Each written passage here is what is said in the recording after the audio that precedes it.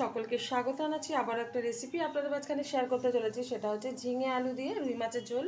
তাহলে চলুন দেখে নেওয়া যাক আজকের রেসিপি। ওভেনে একটা কড়াই বসিয়ে তাতে দিয়ে দিয়েছি কিছুটা সাদা তেল। তেলটা গরম হয়ে যাওয়ার পর দিয়ে দিলাম 1/2 চামচ মতো হলুদ গুঁড়ো। আর এদিকে আমি রুই মাছটা ভালোভাবে ধুয়ে পরিষ্কার করে নিয়েছি আর একটু লবণও মাখিয়ে নিয়েছি।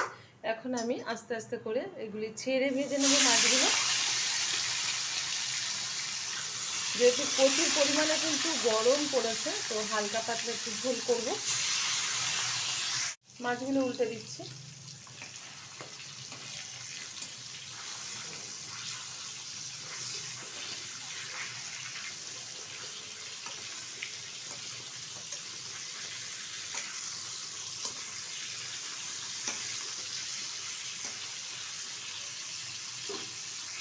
মাছগুলো ভাজা হয়ে গেলে তুলে নেব একটা পাত্রে। মাছগুলো ভেজে তুলে নিয়েছি একটা পাত্রে। আর অনেকটা পরিমাণে কিন্তু তেল ছিল, তো পরিমাণ মতো তেলটা রেখে আমি বাদবাকি তেলটা তুলে নিয়েছি। দিয়ে দিচ্ছি একটা তেজপাতা মাঝখান থেকে ছিঁড়ে, কিছুটা কালো জিরে ফোড়ন, আপনারা এখানে সাদা জিরে ব্যবহার করতে পারেন। এখন দিয়ে দেবো টুকরো করে রাখা আলু। আমি খোসা ছাড়িয়ে লম্বা লম্বা টুকরো করে নিয়েছি, আপনারা আপনাদের পছন্দ অনুযায়ী টুকরোটা করে নেবেন।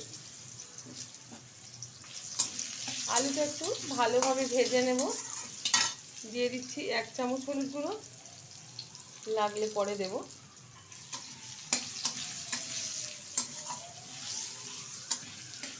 যেহেতু গরম এখন ভীষণই, তো অল্প মশলা দিয়ে আজকে এই রেসিপিটা আপনাদের মাঝখানে শেয়ার করতে চলেছি। যদি আমার এই রেসিপি আপনাদের ভালো লেগে থাকে, আপনারা অবশ্যই আমার চ্যানেলটিকে সাবস্ক্রাইব করবেন, লাইক করবেন, শেয়ার করবেন।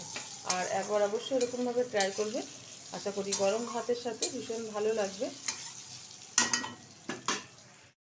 আলুটা কিন্তু ভালোভাবে ভেজে নিয়েছি। এখন এর মধ্যে দিয়ে দেবো টুকরো করে রাখা ঝিঙে, ভালো করে ধুয়ে পরিষ্কার করে নিয়েছি। এটাও একটু নেড়ে চেড়ে নেব।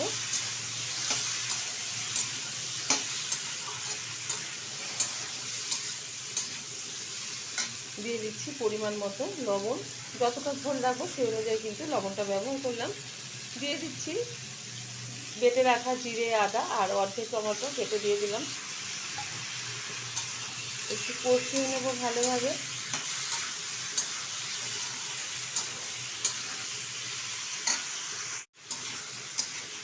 এখন এর মধ্যে দিয়ে দেবো 1 চামচ মতো লঙ্কার গুঁড়ো।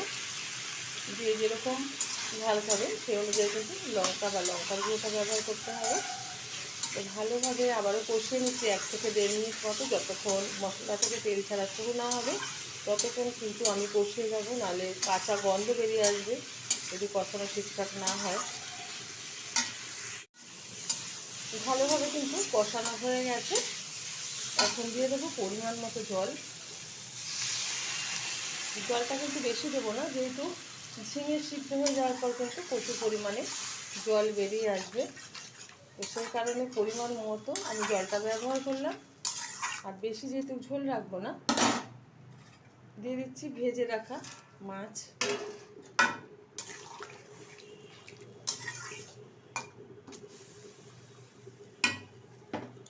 ঢেকে দিচ্ছি 15 মিনিটের জন্য।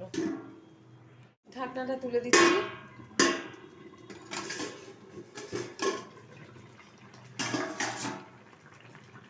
আলুটা কিন্তু খুব সুন্দরভাবে সিদ্ধ হয়ে গেছে। এদিকে মাছের ঝোলটাও হয়ে গেছে।